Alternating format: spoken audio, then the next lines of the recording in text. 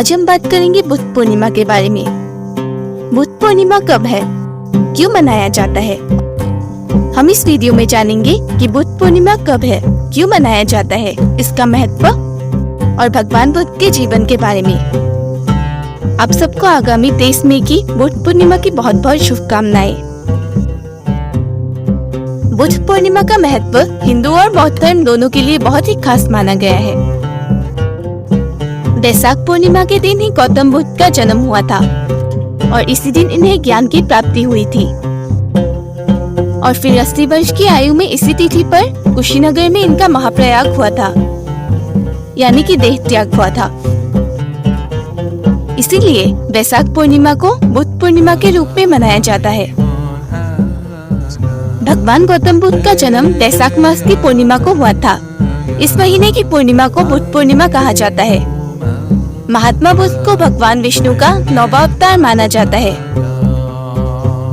इनका जन्म स्थल लुम्बिनी में हुआ था, जो कि वर्तमान में नेपाल में स्थित है। गौतम बुद्ध ने बुद्ध पूर्णिमा के दिन ही कुशीनगर में महाप्रयाग यानी कि देह त्याग किया था। आइए जानते हैं बुद्ध पूर्णिमा का महत्व और इसकी कथा। पुराणों के अनुसार गौतम बुद्ध को भगवान विष्णु का 9वां अवतार माना जाता है। इस दिन लोग व्रत उपवास करते हैं। बौद्ध धर्म के लोग इस दिन को उत्सव के रूप में मनाते हैं।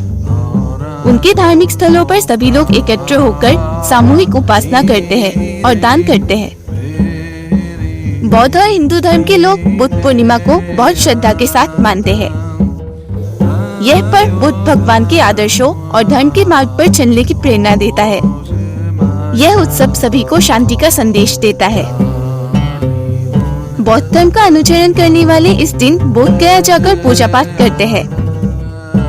लोग इस दिन बोधि वृक्ष की पूजा करते हैं। बोधि वृक्ष पीपल का पेड़ होता है और इस दिन इसकी पूजा करने का विशेष धार्मिक महत्व माना गया है। वृक्ष पर दूध और इत्र मिला हुआ जल चढ़ाया जाता है। सरसों के तेल का दीपक पीपल के पेड़ पर जलाया जाता है।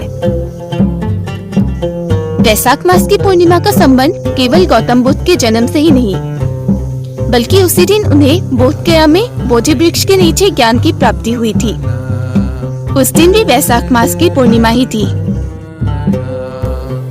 भारत के अलावा बुद्ध पूर्णिमा और भी कई देशों में मनाई जाती है। उन देशों में बौद्ध धर्म के पालन करने वाले लोग होते हैं, जो महात्मा बुद्ध के आदर्शों पर चलते हैं और उन्हें अपना भगवान मानते हैं। इन देशों में प्रमुख है China, Nepal, Singapore, Vietnam, Thailand, Japan आदि। बुद्ध पूर्णिमा के दिन उत्तर प्रदेश के कुशीनगर जिले में इस अवसर पर मेला लगता है। बौद्ध धर्म को मानने वाले लोग इस दिन अपने घर को फूलों से सजाते हैं और दीपक जलाते हैं। तो अब आइए बात करते हैं भगवान बुद्ध के जीवन के बारे में। भगवान बुद्ध महाराज शुद्धोधन और महारानी महामाया देवी के पुत्र थे, लेकिन उनके जन्म के 7 दिन बाद ही उनकी माता का देहांत हो गया और फिर उनका पालन पोषण उनकी मौसी गौतमी करने लगी, जिसके कारण उनका नाम गौतम पड़ा।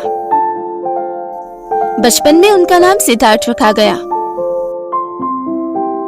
कुछ सालों बाद उन्होंने महर्षि विश्वामित्र को अपना गुरु बनाया और उनसे वेदों और उपनिषदों के साथ साथ राजनीति और युद्ध कला की भी शिक्षा ली। वो इतने तेज थे कि कुश्ती, तीर कमान, रथ हाँकते आदि किसी भी कला में कोई उनकी बराबरी नहीं कर सकते थे। सिद्धार्थ के मन में बचपन से ही सभी प्राणियों के प्रति बहुत प्रेम और करुणा थी। वो किसी को भी दुख में नहीं देख सकते थे। सिद्धार्थ जब 16 वर्ष के हुए तो उनका विवाह दंतपानी जी के कन्या यशोधरा जी के साथ करा दी गई और फिर उनका एक पुत्र हुआ, जिसका नाम बाद में राहुल रखा गया।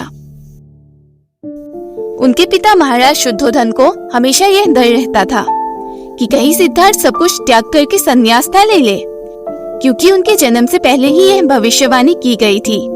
इसलिए महाराज शुद्धोधन सिद्धार्थ को हमेशा महल के परिधि में रखते थे। लेकिन महल और राज्य का सुख, पिता का प्रेम, पत्नी और पुत्र का मोह भी उन्हें सांसारिकता में नहीं बांध सके। आखिर उन्होंने 29 वर्ष की आयु में अपना महल और परिवार का त्याग कर दिया और फिर तपस्वी बन गए। उनके मन में त्याग का विचार तब आया जब उन्होंने मनुष्यों के 4 अलग-अलग अवस्थाओं को देखा, और वो अवस्थाएं हैं बीमार आदमी, बुजुर्ग इंसान, लाश और तपस्वी। गौतम बुद्ध 7 साल तक भटकते रहे और फिर 35 साल की उम्र में निरंजना नदी के तट पर एक पीपल के पेड़ के नीचे ध्यान करते हुए उरुवेला में ज्ञान प्राप्त किया। इस पेड़ को बोधि वृक्ष के नाम से जाना गया और यह स्थान था बोध गया, जो कि बिहार में स्थित है। उन्होंने अपना पहला उपदेश वाराणसी के पास सारनाथ में दिया। इस घटना को धर्मचक्र प्रवर्तन कहा जाता है।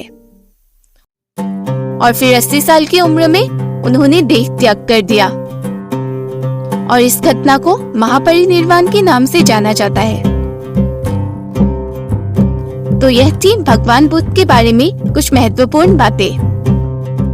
उम्मीद है आपको जानकारी पसंद आई होगी। कृपया चैनल को सब्सक्राइब, वीडियो को लाइक और अपने फ्रेंड्स और फैमिली के साथ शेयर करना ना भूलें। मिलते हैं जल्दी अगले एपिसोड में। हर हर महादेव।